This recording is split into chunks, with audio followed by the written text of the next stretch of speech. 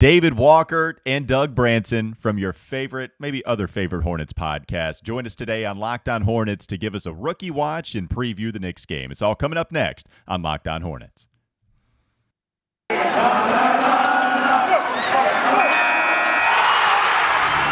Locked On Hornets, your daily Charlotte Hornets podcast, part of the Locked On Podcast Network, your team every day. In a minute, cuz we live.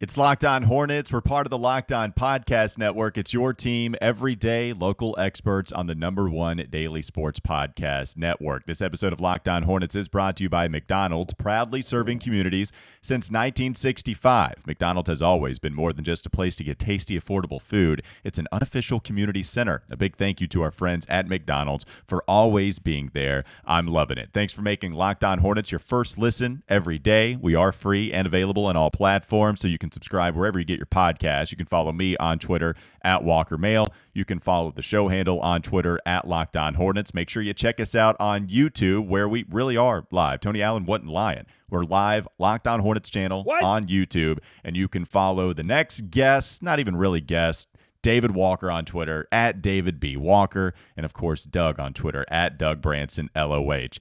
I feel like we're morphing some super Hornets Transformer podcast together with the this is not a serious Hornets podcast and Locked On Hornets to make one super Hornets podcast. Okay, I have to stop you right there because you're making a very common mistake there. What you really mean I meant morphs, didn't I? Right? It's not Transformers. What you really mean is Ultron. That was Voltron. It's Voltron, bro. I got it I too. love that. Together, we're live, ladies and gentlemen. We'll Voltron. That's what I meant to say. I'm trying to tweet and do the. All right. Anyway, Voltron. No, I like it because this is we're really going the MCU route, right? We've got our original Avengers. Now we've got our Eternals. Sometimes we cross over and we play together. So I think it's a good move. I think it is too, and I appreciate you guys joining us. Doug hopping in once again. This time, Doug has talked himself into doing really the entire show. David going to be joining us every single Friday. So again, everybody listening out there, make sure you check us out every Friday with David. Have a bunch of rotating guests every single day with Locked On Hornets. And we're excited, and we appreciate you joining us. And we really are live on YouTube. Again, check us out. We also are trying to coax you into subscribing to our Locked On Hornets channel because we had a couple of tickets to give away to this game against the New York Knicks. So what we had this giveaway. You had to go to the YouTube channel, screenshot your subscription to our channel, reply to the tweet that we had on Twitter at Locked On Hornets, and then you entered a pool by doing that and possibly being able to win these 2 tickets to the New York Knicks games. Had a lot of responses. We very much so appreciate all of that. Doug, you have the winners for that contest? I do. We don't have a drum roll, so I'll get right to it. The winners, 2 tickets are going to at Oliver Ramirez 82 on Twitter. And then 2 more tickets are going to at Ash_tag. Congratulations. And thanks to everyone who did reply in the Twitter thread. Hopefully we'll have some more tickets to give away this season. And make sure you're subscribed to YouTube because we're doing crazy things like this for the rest of the season. Man, we had 4 tickets? How were we able to swing that? When you're the #1 most fun Hornets podcast on the internet and suddenly you go to YouTube, big things happen. All right. I'm excited. That's awesome. I didn't even realize we had it in our ability to be able to get 4 tickets, but we were able to do so. So again, congratulations to #, great at handle, and also congratulations to Oliver for winning those tickets. And we'll try to do that as the season goes on. Told you we'd be on some rookie watch. So James Bouknight and Kai Jones, a couple of rookies that were drafted in the first round, not getting any time really whatsoever. Even the garbage minutes have been limited where they'd play 1 or 2 minutes here or there. Mostly that's been reserved for James Bouknight. Well, James Borrego, as he often does with the young guys, if they're not playing with the big boys, he wants to send them down to the Greensboro Swarm. That's exactly what he's done with his first-round picks from this year. We just saw today that Kai Jones and James Bouknight got assigned to the Greensboro Swarm for the first time this season, and they recalled Vernon Carey, who's been kind of back and forth going up to the Charlotte Hornets as well as going to the Greensboro Swarm. So we haven't seen James Bouknight. A little surprised we haven't seen him at all in the first 12, 13 games of the season. Ish Smith now not getting any minutes the last 2 games, and still Bouknight not in the rotation. Surprising to me to see that. David, I'll start with you. Are you disappointed that we haven't seen James Bouknight, especially after they started to lose some games? Or is this cool? Are you cool with the plan with Borrego, not throwing him into the fire right now and giving him some minutes with the G League affiliate?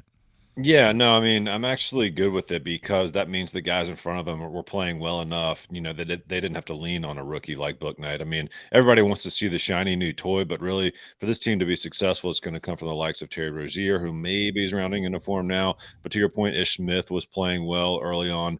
And of course, the guard spot is a little bit loaded right now. I mean, you've got LaMelo out there, obviously, and on the wings as well. So listen, like Bouknight's going to get his shot. It's hard to break a rotation in the NBA as a rookie, and if you're not and especially on a team that's aspiring to do things, get into the playoffs. So I think this is fine. No one should be concerned. Greensboro has turned out well for a lot of players they've sent down and back, as we've seen under this regime. So maybe he'll get some time down there and come back and, later in the season contribute. But I think it's always a good thing if you can get playing time, and Greensboro has been good for this team so far.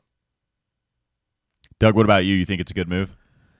I think it's the only move you had. I mean, if you're not going to play him, then you got to get him some run. I'm honestly surprised this didn't happen sooner, right? Because we really haven't seen Bouknight or probably that road trip, right? They wanted to wait, I guess. Yeah.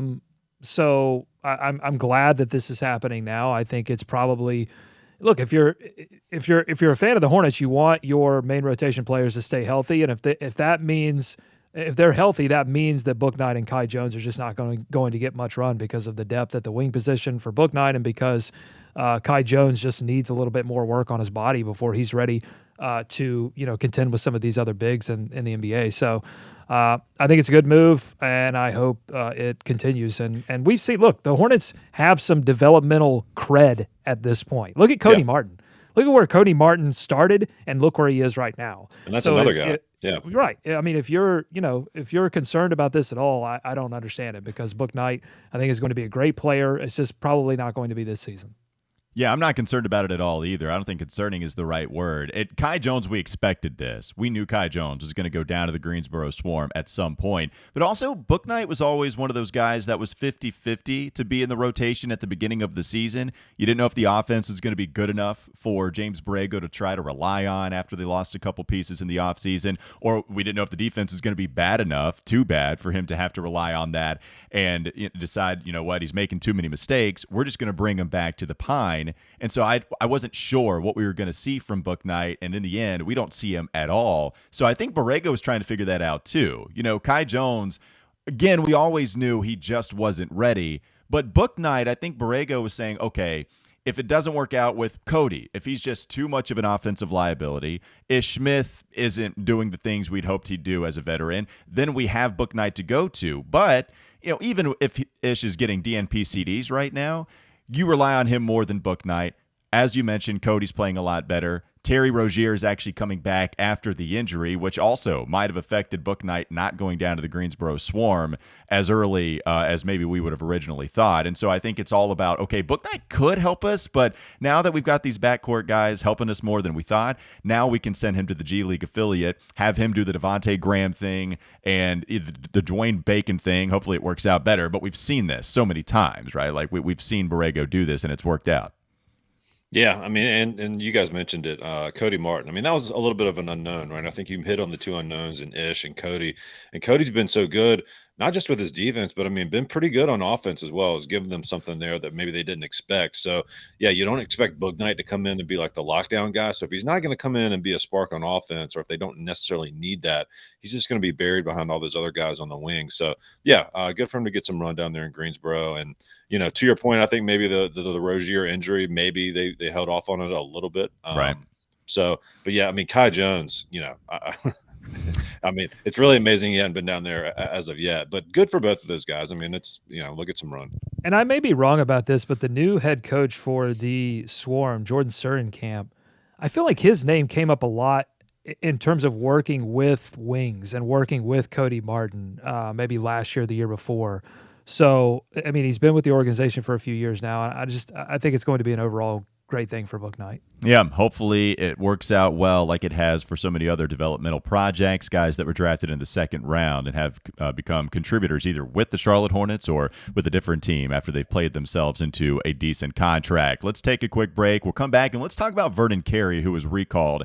Is there any kind of reason as far as him maybe getting some minutes? We know James Borrego is a mad scientist when it comes to all of the different rotations he'll throw out there. We'll talk about that next, as well as preview the Knicks game, but not before I discuss a little more about McDonald's. As I mentioned, this episode of Locked On Hornets is brought to you by McDonald's, proudly serving communities since 1965. McDonald's has always been more than just a place to get tasty, affordable food. It's a place where friends and family can come to reconnect. It's a place where classmates can meet up for a study group, knowing they'll have dependable Wi-Fi and endless supplies of French fries and McFlurries, a great combo. It's the place you always look forward to, stopping at a long road trip to rest your legs and refuel. So go over there to McDonald's after a Little League game. That brings back some nostalgia for me. Grabbing McDonald's after a busy day when you're late to something and need something delicious and dependable. If that road trip again is getting a little long, you need to rest your legs and you want something to eat, go to McDonald's. That's the place to be. So head to your local McDonald's to refuel and reconnect. We thank them for partnering with us here on the Locked On Podcast Network.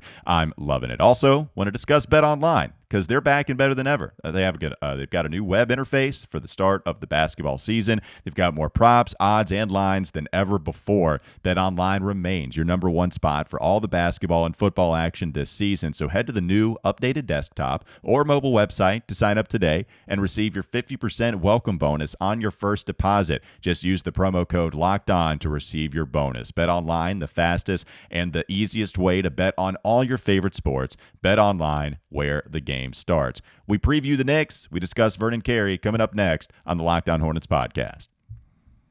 This is Locked On Hornets. And would I have liked to see a few more shards? Shards? No, not That's awesome shards. That's awesome shards. It's time for more of the Locked On Hornets podcast. It's such a classic. That's the one I haven't had in the rotation in such a long time, but I feel like we can only bring it back when David is on the show. Oh, and that's with me paying attention to what I'm saying. I was actually like focused on what I was trying to say. I mean, I'm a mess when I'm trying to do 9 different things and do Hornets analysis.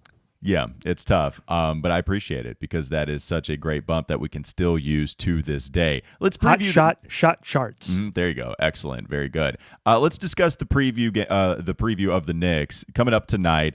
They finally won a game after the 5-game losing streak. They beat the Grizzlies. We discussed that a little bit the last couple of days, and now we're going to try to get back to 500. They're back at the Spectrum Center, which has been more kind to them than the road games, certainly on this West Coast road trip.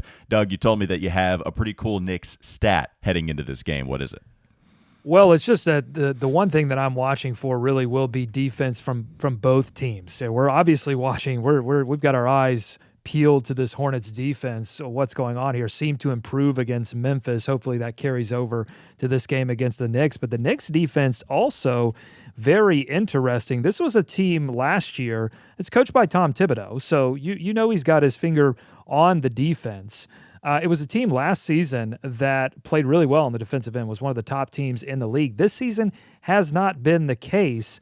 I think last season they were tops in the league in terms of defending the three-point shot. This year, they are dead last in wide-open three-point field goals attempted against them, and the team that is second to last is the Charlotte Hornets. So both of these teams give up a ton of wide-open three-point shots. Should note that in the last game, Tom Thibodeau did something very Thibodeauian. He benched his entire starting lineup in the fourth quarter. Did the old Roy Williams five pull. So this should be a really interesting matchup tonight between two defenses struggling. Yeah. The Hornets give up so many threes. David, what were you thinking about that stat and just this game in general? Oh, yeah. I was just going to chime in and say, obviously, I'm looking forward to the reaction that, Kemba gets coming back in. And but the teams are kind of I don't know if they're moving in opposite directions, but they find themselves kind of one game apart in the standings right now after a hot start, especially for the Knicks and the Hornets. So I think that Memphis game was so important because they obviously had to get right back on track coming home, but just to feel their way, just to have some things go their way as they try to go, get a couple wins at home after those losses on the road. Big shouts to Michael Gallucci, Alive, Locked On Hornets on YouTube, a dream come true. Also, a big shout to Daniel Tapp asking a question. We'll just go ahead and bring it up to the podcast. Daniel asks, other than a big man, is there another position you think the Hornets should look to upgrade at via trade? I think it's all got to be the big guy, right? Like, I can't think, you're not looking for a wing. Maybe if Kelly Oubre doesn't give you the consistent, just 15 points off of the bench consistently, maybe you would look for some wing depth in a situation where Gordon Hayward goes down for a long period of time again, because we know that has been the recent history. But other than that, I think the big guy is the only thing that Mitch Kupchak would pull the trigger on in season, especially because he hadn't pulled the in-season trade yet, which is a little surprising now his fourth year into his tenure with the Hornets. Yeah, I mean, the big man that's the biggest hole out there. It's obvious almost in each and every night. Even though Mason is trying his best out there, but clearly it continues to feel like there was one more move to be done in the offseason and they didn't do it. It's gonna be super interesting around the trade deadline. A lot depends on where they are, how close. If history's any indication, they'll be, 1 or 2 games out Right. of right the 8 or 9, 10. So they'll have some choices to be made there. But I mean, I don't know, Doug. I mean, it's where else are you looking other than down in the post? I mean, yeah, rebounding, rim protection, both of those would be solved by somebody at the big position. If you were looking for one other thing, I suppose just somebody that you can bring off the bench that can lock someone down. I think Oubre has been very good for the Hornets offensively at times, but defensively it's been a struggle for him this year. He's playing the shooting guard position. His steals aren't high. His blocks aren't high. So somebody that can come in and help turn the ball over, help keep guys in front. I mean, that's been the defensive issues have been two-pronged. It has been the bigs, but it's also been the fact that the Hornets have a lot of guards that struggle to keep the ball in front of them. So that would be the one other thing I think the Hornets could look at. Great question. I did want to bring this up, too, real quickly. We just saw the reunion between Cam Newton and the Carolina Panthers. It's insane. Yeah. The fact that the guy that was drafted #1 overall, I think he's the most pivotal athlete in Charlotte sports history, winning the MVP, getting a team to the Super Bowl. I don't know who else you'd really pin against Cam Newton and it be an adequate competition. But Cam Newton coming back, we talked about, I didn't think it was going to happen. I think that was a shock to everybody else, and yet it did. Carolina, they found a way to get it done. My question to you guys is, we had this same conversation with Kemba. Kemba going to be back at the Spectrum Center tonight. We did. Like, when Kemba was traded to OKC, then he was bought out. It was like, hey, maybe we could use some backcourt depth. We just lost a couple of guys. It's not like Ish Smith is going to be scoring the hell out of the basketball. Is there a place for Kemba? Is there a possibility of a reunion? And I never thought that there would be that as well. Just like I didn't with Cam, but that actually happened. Here, you have the same regime in place altogether that let him go. Like, where Cam, it's Tepper and it's Rule. Maybe Scott Fitterer, because he wasn't here, could grease the wheels. So you've got 2 of the 3. I don't know. I just think that given the situation the Hornets were in at this time, especially because the keys have already been handed to a new guy like LaMelo Ball, with Carolina, it ain't Sam. It wasn't Teddy. LaMelo Ball is not Sam Darnold. No, I'm pretty not. confident in saying fact, I think that. I'd rather have LaMelo play quarterback Yeah. than Carolina. So if you go with LaMelo, he's the leader. It just wasn't like that in Carolina. That's why I couldn't see the basketball similarity there compared to what Carolina was able to do. Yeah, they had already turned the page with LaMelo Ball coming in, right? So it would have been a little too crowded for Kemba to come in, and I think he wanted to start. So the Panthers are still trying to find the next Cam Newton. It's just the whole story is insane when you start to connect the dots that they let Cam go, Teddy Bridgewater, Sam Darnold, just to go back to Cam and still paying Teddy Bridgewater and still having Sam Darnold. So, like, that thing's insane. I think it's cool as a Panthers fan. But I see what you're saying on the comparisons. But fortunately, I guess, the Hornets had already kind of started to go in a different direction and move forward. The one Kemba Cam comparison that is there is that these are both players that after leaving, they have struggled since. And Kemba, he's not really getting to the rim much anymore in the short time here in New York, and they're trying to figure out what that means for his future with the franchise. I don't know if he'll be the starting point guard of the New York Knicks by the end of the year.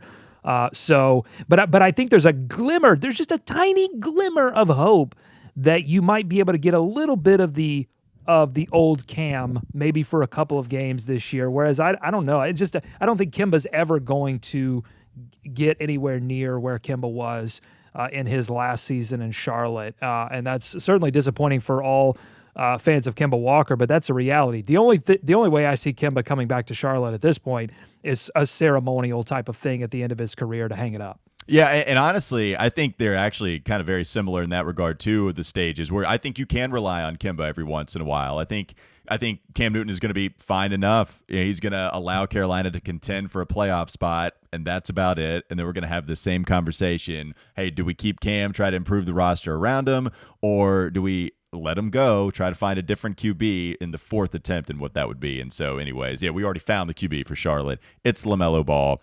Happy to see LaMelo here in Charlotte. Hopefully we can see progress, and it'll start again trying to get back to 500 tonight against the New York Knicks. All right, I said we're going to talk about Vernon Carey. I do want to mention him at least at the end. We also have, what is it? The Live Hive? What's the new segment we're debuting?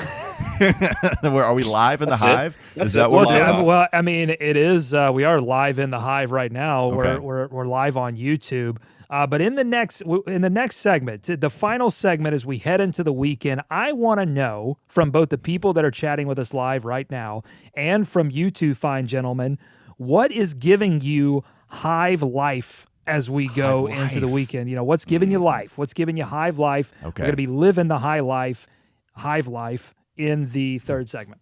Okay, the Hive Life. Hive Life. I'm excited. All of us got something to bring to the table here. Let us know in the chat. Hive, what's giving you high? It could be a performance this week. It's a look back segment, best of the week.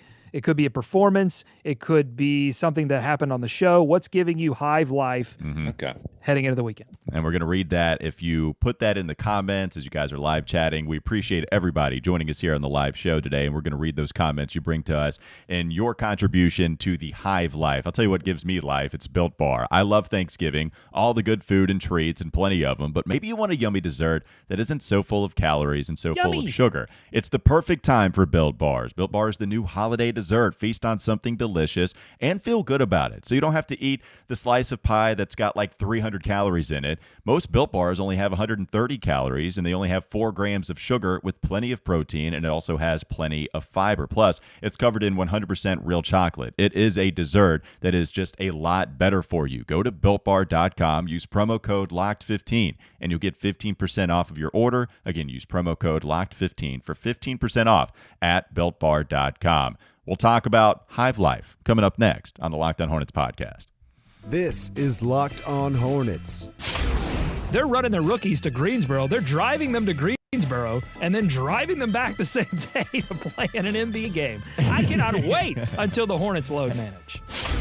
It's time for more of the Locked On Hornets podcast. All right, before we get to Hive Life, Vernon Carey, he's recalled to the Charlotte Hornets after having played a little while with the Greensboro Swarm. We know the problem at 5 for a while now. They drafted Vernon Carey even before Nick Richards. Then they traded up to go get Nick Richards in the same exact NBA draft. Those guys haven't been getting a ton of minutes. Richards has been getting a few, got 10, got 15, been giving us a lot of fouls, but also little glimpses of ability going towards the future. I know you're not exactly the biggest fan, Doug. I'm kind of more in your camp than what Julian was yesterday. Just not very playable right now. It's why he's not playing that many minutes. I'll allow you to talk about Nick, but also what about Vernon? Well, I agree with you on Nick. There are glimpses. I'm not here to trash on Nick Richards. I think he's doing everything he can. I think he's being put in an impossible position. I think that they're bringing Vernon Carey up to give him a look, possibly. But we could see Vernon Carey get a DNP, and they may just want some depth there. But I have to think they want to give him a look after Nick Richards. 5 fouls, can't stay on the floor. But if they went with Nick Richards over Vernon Carey at the beginning of the season, that that makes me wonder, like, what's going on with Vernon Carey at this point? Yeah, I mean, still without PJ, so they need some more bodies down low. I mean, I've liked what we've seen from Nick Richards. Doug, to your point, I mean, just in the spots he's been put in, it's been tough, but I mean, pretty good energy, making some energy plays. That's going to lead to some fouls. That's fine. He's in there to provide some minutes and give Mason a little rest and just be another big body in there. Who knows what we'll see from Vernon Carey, guys? I mean, honestly, I think they're still trying to cash in on these 2 lottery tickets, however they can. I mean, that's what this is really coming down to. They drafted those 2 guys together, hoping that one of them would pop and they could throw them down there in the low post to go forward in the future. They still don't know that. I mean, they're still trying to find that out. At least they have seen some improvement from Nick Richards with those energy plays. If he can continue to do that and develop, we'll see what Vernon Carey can bring, but they're going to continue giving them shots until it's just, like there's no hope left. Yeah, and here's my thing with Vernon. We've gone through the differences between the 2 guys. Nick Richards, a little more athletic, the guy you hope can be more of a defensive prowess down the line. Vernon Carey, way more skilled, certainly a higher basketball IQ, having been in that Duke system and also just coming out extremely skilled in high school. There was a reason that he was so coveted going into the collegiate game. And that's something that seems like it can be polished. We saw what he did against Brooklyn, and we don't have to hang on to just one game, right, and say, yep, that's what we can expect all the time. But if we're talking about glimpses, we've seen a glimpse that lasted for a whole game with Vernon Carey. We've seen it on plays with Nick Richards. And listen, the center position is not giving me Hive Life, so I would really love to move away from this. But one more thing I would say, because I'm thinking this out now, like, why would you go with Nick Richards over Vernon Carey? And it may be just simply that they wanted to push the pace, and they have done that, and Nick Richards can do that for you, whereas Vernon Carey, you might have to slow it down a little bit. So we'll see. All right, let's get to Hive Life, Doug. You said I have an first. open for this. I've got a graphic and a little sing-songy if you want it. I want to get sing-songy. Let's bring it. Hive Life right now. Let's do it.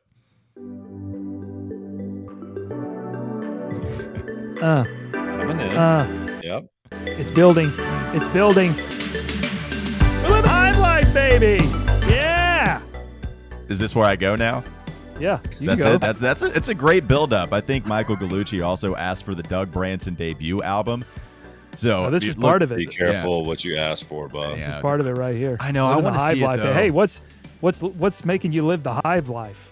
What's making me you're the one that wanted to go first, right? Oh, You've got your That's what right. you told me, producer. I thought you might be like what's the song? This has got a very like Breakfast Clubby vibe. It's a very 80s vibe. Just we're vibing, baby. We're just going into the weekend strong with a win against Memphis. This is what's giving me Hive Life, though. It's that dunk that Miles Bridges had in the Memphis game, but not the dunk itself. It was what we didn't talk enough about in the last episode. It was the call by EC, Eric Collins. Picked up by Plumlee. Here comes Rozier. He's got Miles. Oh! Yowza! Humdiddly dee! He had been holding those in Yeah. for so long. Oh, my. And then, yeah. And I mean, now can you break those out for us, Doug? Can you Here we go. just go one by one, please? I think it started with a... And then we settled into a new one. I don't think he's ever broken this one out. Yowza! Yeah. And then Yow's is the one that was the one I noticed the most out of all that. And then landing on the classic. Humdiddly dee! That's his trademark right there. I love it that announcers across the league now are bringing that in. They're using that. They're giving credit. Well, they're giving the tip of the cap to LDC. Seeing a lot more T-shirts with that on it, which is fantastic that Eric Collins is getting that kind of recognition. David, what gives you life in the hive, if you will, from what you've seen this week? Hive Life. What's giving you Hive Life, baby? Hashtag Hive Life. We're going to make it a thing. We're going to say it 1,000 times. Hive Life, baby. Back in the Hive Life again. Yeah, for me, guys, there wasn't a whole lot to take from the West Coast trip on the positive end, but one thing that I was glad to see was the performance of Gordon Hayward. Scored over 20 points in 4 out of those 5 games and really became one of the go-to scorers in that stretch. You saw him do some good work from the mid-range and shoot pretty well from three as well. So he's always got one of those sneaky 20-point games, right? You don't think he's got as many points as he does, and then start the fourth quarter, he's up to 20 points. So, yeah, I think if they can rely on that, that'd be nice to be able to just throw him the ball, and when they need a bucket, go get it. Sneaky 20-point game, David. Would you say that when Gordon Hayward scores 20 points, most Hornets fans ask themselves, How? Is that? I thought he was just yelling. I didn't know he was saying a word. Okay. I'm glad you brought this up. I'm glad you brought this up because we were kind of debating this before you jumped on, Walker. Is he saying how, or is he howling ow? Not ow like I'm hurt, but like ow. Or is he saying like how did Miles Bridges reach that far back for the dunk? I think David was on the right track earlier, where he said he just had a lot of built-up energy and it just released in one sound that could be considered anything. Or here I'm gonna throw a third alternative here. You ready for this one? Or did Del Curry get so excited by the dunk that he gave Eric Collins a little pinchy pinch? Yeah, he got hurt. Yeah, it does. It's blood curdling. It hurts. Well, let's play a game. Eric Collins or Scream in a horror film. Which one is it? Because it sounds so scary. Thank you. All right. I've got Eric Collins too, though, and it's not necessarily with any excited dunk call that he had or anything like that. I love his infatuation for Kyle Anderson. I know we mentioned this already this week, but I was looking at my tweets from last year. One of them was, again, my tweet was the best part of all the broadcast this season had been Eric Collins and Del Curry's infatuation with how slow Kyle Anderson is. And I remember Ashley Shamedy last year coming on the broadcast and saying, it's not that he's actually slow. It's that he's quick, but the the big strides that he takes makes him look and they were like, they shouted her quick. down. They were like, and then, of course, the next play, because remember, that game, Kyle Anderson hit like 5 corner 3-pointers, and we couldn't find him for dear life to save the lives of the Hornets, the Hive Life of the Hornets. Kyle Anderson, the next one, he catches it, and then he slow-mo's it, and then finally lets it and pulls the trigger. And Eric sees that play, is like, if that's not slow, I don't know what is. My eyes are not deceiving me. Just not having any of the belief in what Ashley Shamedy was trying to sell them. He brought it out again, talking about Kyle Anderson and slow-mo again in this game against the Memphis Grizzlies. And I love what they get geared up to talk about him when they play Memphis. I'm going to say they need to be careful, though, because Kyle might find out about this and go Jimmy Butler, meet him in the back. Yeah. I feel like slow-mo's league-wide. But it would take him a while to get to the back. But he would meet them there. Yeah, it would. He's going to be at least like 30 minutes late. He's going to take a little while to get to the back and fight with Eric Collins and or Del Curry. What were you saying, Doug or David? You can't drop the speed on that Eric Collins thing, can you? Like for a slow mo, like if EC did all of slow mo's games, how it would be like, yeah, that's deep. Yeah, you did it. You did a pretty good job. That's okay. There with that you can deep, keep that. With that. Run it back, cut that up.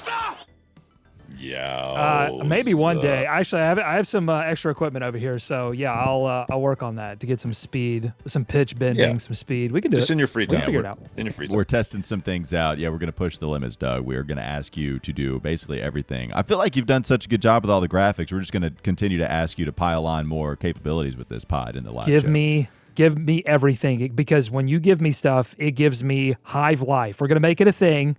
Hashtag Hive Life. Hashtag Hive Life. So next week, listeners and viewers and live viewers, make sure you keep track and tell us on Friday what's giving you Hive Life. I'll tell you, we got to mention Kelly Oubre, 37 points. Tsunami Poppy dropping a franchise record 37 points off the bench and a record for him as well. Are we missing anyone? Oh, I have to play this.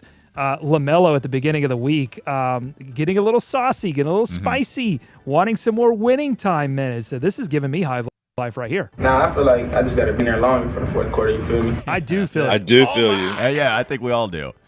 I think we all do. Well, how about and the triple double? I think as well. We had someone in the comments there mentioned the triple double, youngest to ever do some combination of the triple double. So. Also, one of the better dunks from LaMelo. He's not quickie, one. yeah. Not one to posterize many people. When he does, he'll let you know about it and smack his noggin. But this was one of the best dunks we've seen from LaMelo. I think there was the one against the Raptors that was a putback, and he let you know about it. This and the double clutch baseline. I can't think of another better dunk in LaMelo Ball's career so far. So we've got to get that some love. That gave me some Hive Life as well. Galucci had us there. Youngest 2015-10. Yeah. Thank you, Galucci. There you go. Triple-double in his life, too. Eric Collins is just a part of the broadcast now, a part of the live show. I've heard him so many times. Thanks for making Locked on Hornets your first listen every day. Thank you guys for joining the live show. We're going to continue to do this. We're going to be bringing you YouTube daily shows, so check us out. You can join live, or also you can just subscribe to the YouTube channel, and maybe you're going to enter the pool to win more tickets to Charlotte Hornets games this season. So, again, make sure you subscribe to our YouTube channel. Make sure you follow us on Twitter as well, at Locked on Hornets. Thanks again to David joining us every single Friday. Thanks again to Doug for helping us out today as well. And thanks to you for making Locked on Hornets your first listen every day. Monday, we're going to bring on another special guest, trying to figure out who exactly it's going to be between a couple of guys of the Monday-Tuesday schedule, but we're going to continue this rotating thing. Should put it to a vote. Yep. Yeah, that's right. Yeah, I'm sure that won't hurt any feelings whatsoever. That's what we're going to do for Monday. Make your second listen, Locked on Fantasy Basketball. Josh Lloyd hosts the #1 daily fantasy basketball show on the planet, and it's free, and it's available on all platforms. Thanks again for joining us, and we'll be back with you after the weekend.